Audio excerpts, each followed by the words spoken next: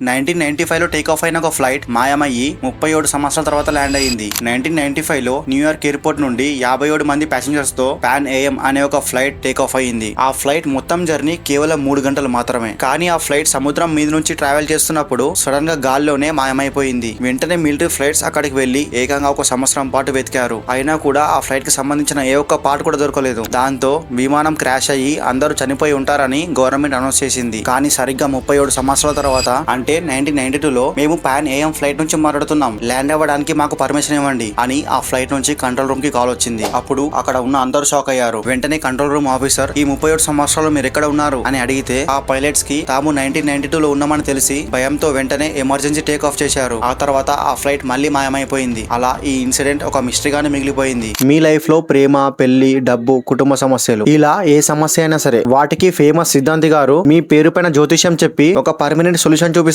ఇక్కడ కనిపిస్తున్న నంబర్ కి కాల్ చేయండి.